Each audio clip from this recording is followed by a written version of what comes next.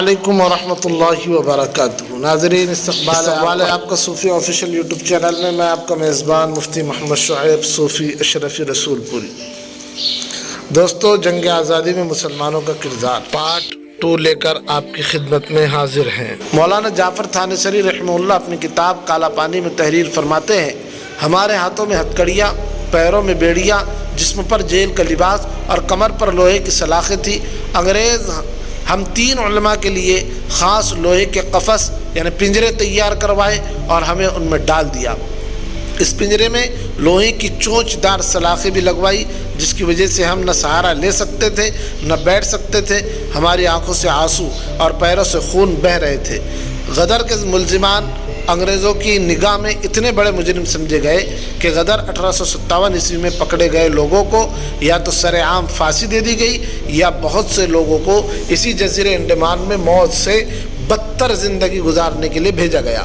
مولانا جعفر تھانیسری رحمہ اللہ نے جزیرہ انڈمان کی زندگی پر بہت ہی مفصل آپ بیتی کالا پانی کے نام سے لکھی ہے، تفصیل کے لیے ملاحظہ فرما سکتے ہیں آپ۔ 1857 عیسوی میں شاملی ضلع مظفر نگر کے میدان میں علماء دیوبند نے انگریزوں سے باقاعدہ جنگ کی، جس کے امیر حاجی امداد اللہ مہاجر مکی رحمہ اللہ مقرر ہوئے اور اس کی قیادت مولانا رشید احمد گنگوئی، مولانا قاسم نانوتوی اور مولانا منیر نانوتوی رحمہ اللہ کر رہے تھے۔ اس جنگ میں حافظ ضامن رحمہ اللہ شہید ہوئے۔ مولانا قاسم نانوتوی رحمہ اللہ انگریزوں کی گولی لگ کر زخمی ہوئے۔ انگریزی حکومت کی طرف سے آپ کے نام وارنٹ رہا لیکن گرفتار نہ ہو سکے۔ 1880 عیسوی میں وفات پائی۔ دیوبند میں قبرستان قاسمی میں آسودہ خواب ہے۔ حاجی امداد اللہ مہاجر مکی رحمہ اللہ نے یہ محسوس کرتے ہوئے کہ ان حالات میں ملک میں رہ کر اب اپنے مشن کو برقرار رکھنا ممکن نہیں، مکہ مکرمہ ہجرت کر گئے۔ وہاں سے انہوں نے اپنے مریدین و متوسلین کے ذریعے ہندوستان میں اپنے ہدایت و فیض کا سلسلہ جاری رکھا۔ 1899 عیسوی میں وفات پائی اور جنت المعلیٰ میں دفن ہوئے۔ مولانا رشید احمد گنگوئی رحمہ اللہ کو گرفتار کیا گیا اور سہارنپور کے قید خانے میں رکھا گیا، پھر کچھ دن کال کوٹری میں رکھ کر مظفر نگر کے قید خانے میں منتقل کیا گیا۔ 6 ماہ تک آپ کو قید و بند کی مصیبتیں جھیلنی پڑی۔ 1905 عیسوی میں وفات پائی۔ گنگوں کی سرزمین میں آسودہ خواب ہے۔ 1857 عیسوی کی جنگ میں مسلمانوں کو بظاہر شکست ہوئی مگر یہ شکست نہیں، فتح تھی۔ 1857 عیسوی کی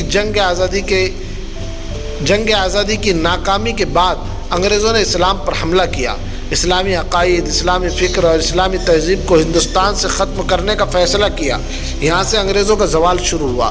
حکومت برطانیہ کا لارڈ میکالے جب وائس رائے بن کر آیا تو اس نے مغربی تہذیب اور مغربی فکر، نصرانی عقائد قائم کرنے کا ایک پروگرام بنایا۔ اس نے کہا، میں ایک ایسا نظام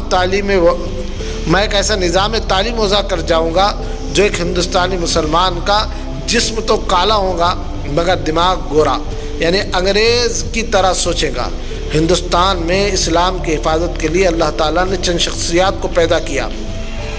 ان میں سے ایک اہم شخصیت حجت الاسلام حضرت مولانا محمد قاسم نانوتوی رحمہ اللہ کی تھی۔ اس زمانے میں اسلام کی بقا، اسلامی عقائد، اسلامی فکر اور اسلامی تہذیب کی حفاظت کے لیے حجت الاسلام حضرت مولانا قاسم نانوتوی رحمہ اللہ نے ایک تحریک چلائی جس کو تحریک دیوبند کہا جاتا ہے۔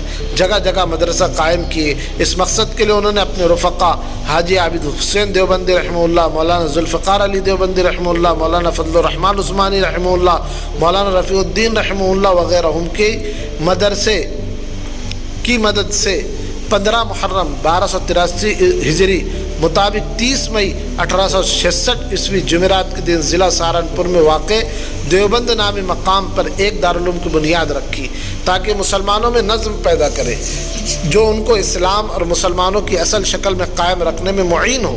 ایشیا کی اس عظیم درسگاہ کا آغاز دیوبند کی ایک مسجد چھتہ مسجد کے صحن میں انار کے درخت کے سائے میں ایک استاد ملا محمود اور ایک طالب علم محمود حسن سے ہوا جو بعد میں ازہر ہند کہلائی اور جسے دارالعلوم دیوبند کے نام سے شہرت و مقبولیت حاصل ہوئی۔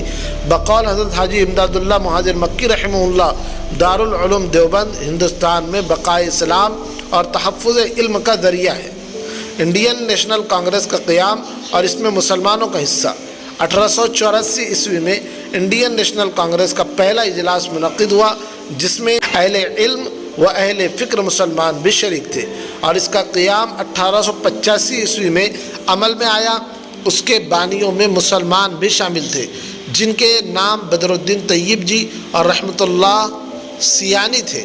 کانگریس کا چوتھا اجلاس 1887 عیسوی میں مدراس میں ہوا، جس کی صدارت بدر الدین طیب جی نے کی۔ جنگ آزادی میں دارالعلوم دیوبند کا کردار۔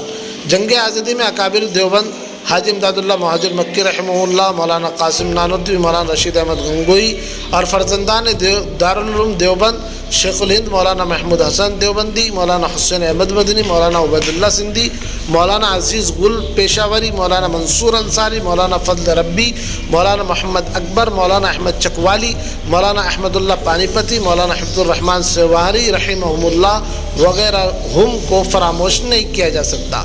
1912 عیسوی میں ریشمی رومال تحریک کی ابتدا ہوئی، جس کے بانی فرزند اول دارالعلوم دیوبند تھے، جن کو دنیا شیخ الہند حضرت مولانا محمود حسن دیوبندی رحمہ اللہ کے نام سے جانتی ہے۔ بقول مفکر اسلام حضرت مولانا سید ابو الحسن علی ندوی رحمہ اللہ، آپ شیخ الہند انگریزی حکومت اور اقتدار کے سخت ترین مخالف تھے۔ سلطان ٹیپو کے بعد انگریزوں کا ایسا دشمن اور مخالف دیکھنے میں نہیں آیا۔ اس تحریک میں اہم رول آپ کے شاگرد مولانا عبید اللہ سندھی رحمہ اللہ نے ادا کیا۔ افغانستان کی حکومت کو مدد کے لیے تیار کیا اور انگریزوں کے خلاف رائے عامہ بنانا مولانا عبید اللہ سندھی رحمہ اللہ کا مشن تھا۔ شیخ الہند رحمہ اللہ کے نمائندے ملک کے اندر اور ملک کے باہر سرگرم اور فعال تھے۔ افغانستان، پاکستان، صوبہ سرحد اور حجاز کے اندر قاصد کا کام کر رہے تھے۔ خلافت عثمانیہ کے ذمہ داروں سے مثلا انور پاشا وغیرہ سے رابطہ کرنے کی کوشش کی، اور ترکی جانے کا شیخ الہند نے خود عزم مصمم کر لیا تھا۔ اس مقصد کے لیے پہلے وہ حجاز تشریف لے گئے اور وہاں تقریباً 2 سال قیام رہا۔ اس اثنا میں 2 حج کیے، مکہ مکرمہ پہنچ کر حجاز میں مقیم ترک گورنر غالب پاشا سے ملاقاتیں کی، ترکی کے وزیر جنگ انور پاشا سے بھی ملاقات کی، جو ان دنوں مدینہ آئے ہوئے تھے۔ انہیں ہندوستان کی صورتحال سے آگاہ کیا اور اپنے منصوبے سے واقف کرایا۔ ان دونوں نے شیخ الہند رحمہ اللہ کے خیالات سے اتفاق کرتے ہوئے ان کے منصوبے کی تائید کی اور برطانوی حکومت کے خلاف اپنے اور اپنی حکومت کے تعاون کا یقین دلایا۔ مولانا عبید اللہ سندھی رحمہ اللہ نے کابل سے ریشمی رومال پر جو رازدارانہ خطوط شیخ الہند مولانا محمود حسن رحمہ اللہ کو مکہ مکرمہ روانہ کیے تھے، ان کو حکومت برطانیہ کے لوگوں نے پکڑ لیا۔ یہی شیخ الہند رحمہ اللہ کی گرفتاری کا سبب بنی اور پورے منصوبے پر پانی پھیر دیا۔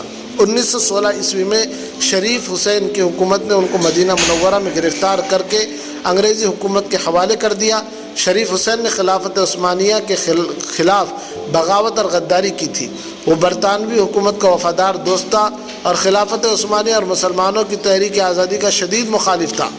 1917 عیسوی میں شیخ الہند رحمہ اللہ اور ساتھیوں کو بحیرہ روم میں واقع جزیرہ مالٹا جلا وطن کیا گیا۔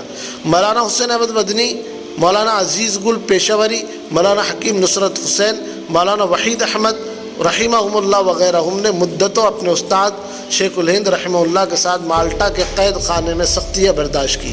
مالٹا کے قید خانے میں انگریزوں نے شیخ الہند رحمہ اللہ کے ساتھ ظالمانہ برتاؤ کیا، سخت سے سخت سزائیں دی گئی۔ چنانچہ مولانا حسین احمد مدنی رحمہ اللہ فرماتے ہیں کہ جب شیخ الہند رحمہ اللہ کو مالٹا جیل میں نظر بند کیا گیا تو انگریز میرے استاد کو ایک تہہ خانے میں لے گئے اور لوہے کی گرم تپتی ہوئی سلاخیں لے کر کمر پر لگاتے رہے اور ساتھ میں یہ فرماتے رہے کہ اے محمود حسن انگریز کے حق میں فتویٰ دے۔